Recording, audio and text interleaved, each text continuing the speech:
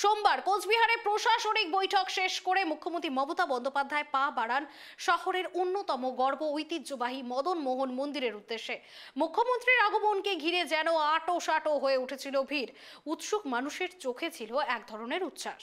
মন্দিরে প্রবেশ করতেই শঙ্খধ্বনি আর ঘণ্টার ধ্বনি ছড়িয়ে পড়ে চারদিকে। মুখ্যমন্ত্রী সযত্নে অঞ্জলি সহকারে পুজো দেন আর প্রার্থনার সময় তার মুখের অভিব্যক্তিতে স্পষ্ট ছিল গভীর ভক্তিভাব। মুখ্যমন্ত্রীর আগমনকে কেন্দ্র করে আবেগে ভেসে যান মন্দিরের পুরোহিত সম্প্রদায় এবং স্থানীয় বাসিন্দারা। তারা জানান, রাজ্যের প্রশাসনিক ব্যস্ততার মধ্যেও মুখ্যমন্ত্রীর এইভাবে মদন মোহন ঠাকুরের দর্শনে আসা তাদের কাছে অত্যন্ত তাৎপর্যপূর্ণ।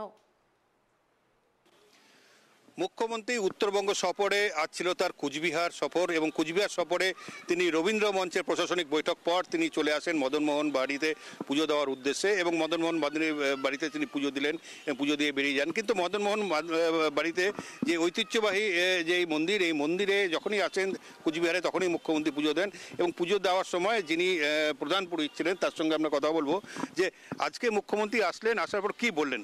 না, এমনি কিছু বলে নেই। উনি আসলেন, আসিয়া প্রদীপ ধূপকাঠি এগুলো দেখালেন এবং ঘণ্টা বাজালেন, আরতি করলেন।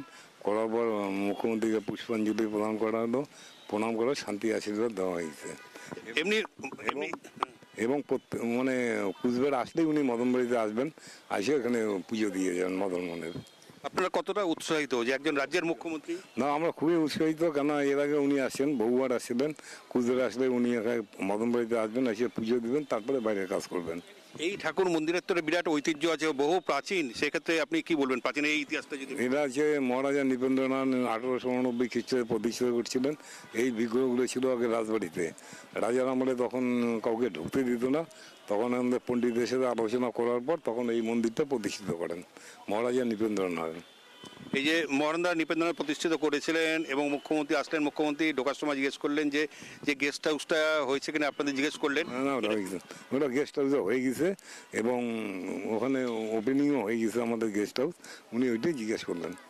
আচ্ছা, এটা কি মুখ্যমন্ত্রীর অনুদানে হয়েছে, রাজ্য সরকারের? না, গেস্ট হাউসটা মুখ্যমন্ত্রীর অনুদানে হয়েছে। মন্দির তো ট্রাস্টি বোর্ড চালায়? ট্রাস্টি বোর্ড চালায় গভর্নমেন্ট, ওয়েস্ট বেঙ্গল গভর্নমেন্টই চালায়। এটা সমস্ত খরচ ওয়েস্ট বেঙ্গল গভর্নমেন্টই দেয় এবং মহারাজার যত নিয়ম কানুন আছে সমস্ত মেনে এখানে সব পুজো আর্চা হয়। মুখ্যমন্ত্রী আজকে এসে কি করলেন? এখানে এসে পুজো দিলেন, বাবাকে প্রণাম করলেন, আশীর্বাদ নিলেন, অঞ্জলি প্রদান করলেন। একদমই যেমনটা জানালেন যে মুখ্যমন্ত্রী এখানে যখনই আসেন তখনই একবার পুজো দেওয়ার জন্য আসেন এবং মুখ্যমন্ত্রী আজকেও এখানে এসেছিলেন, আসলেন, পুজো দিলেন, ধূপকাঠি জ্বালালেন এবং ভক্তি ভরে তিনি ঠাকুরকে নমস্কার করলেন, তারপরেই কিন্তু তিনি বেরিয়ে গেলেন। কোচবিহার থেকে ক্যামেরায় সম্রাটের সঙ্গে অংশুমান চক্রবর্তী, KTV বাংলা।